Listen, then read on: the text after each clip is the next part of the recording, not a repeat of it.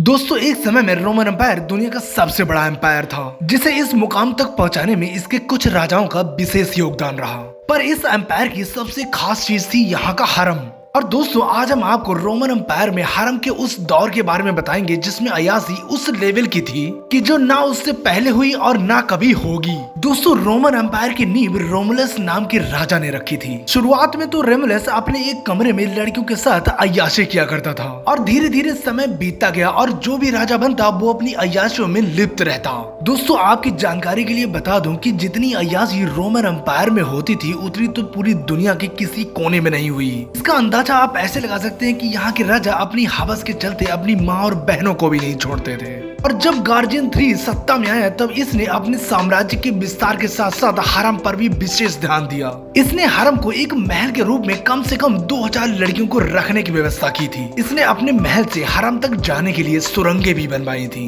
दोस्तों इसके बाद आता है सीजर ऑगस्टस, जो कि रोम का सबसे ताकतवर शासक था। इसने अपने हरम में और सुधार किए, जैसे कि लड़कियों को 3 श्रेणियों में डिवाइड किया। पहला 15 से 21 साल की कमसिन लड़कियां और दूसरी 21 से 27 साल और तीसरी 27 से 31 साल की। और जब राजा का मूड होता तो ये लड़कियां तैयार होकर शराब का प्याला लेकर राजा का मन बहलाती थी और जब राजा का मूड होता तब वो उसे पील दिया करता। दोस्तों इसके हरम की सबसे अच्छी बात ये थी कि प्रेग्नेंट और ओवर एज होने पर लड़कियों को मारा नहीं जाता था, उनको राज्य के और कामों में लगा दिया जाता था। पर लड़कियों का सबसे बुरा समय टाइबेरियस के शासन काल में आया, क्योंकि ये इतना सनकी और क्रूर था कि इसे तड़पते हुए लोगों को देखने में मजा आता था। और इसीलिए जब कोई लड़की प्रेग्नेंट या ओवर एज होती तो वो उसको जिंदा जलवा देता था। दोस्तों इसकी एक बहन भी थी जो कि एक लेस्बियन थी। ये महल की खूबसूरत लड़कियों के साथ अंतरंग होती थी। और ऐसे ही एक बार टाइबेरियस शराब के नशे में धोखे से अपनी बहन के कमरे में चला गया। उसने अपनी बहन को और लड़कियों के साथ बिना कपड़ों में देखा।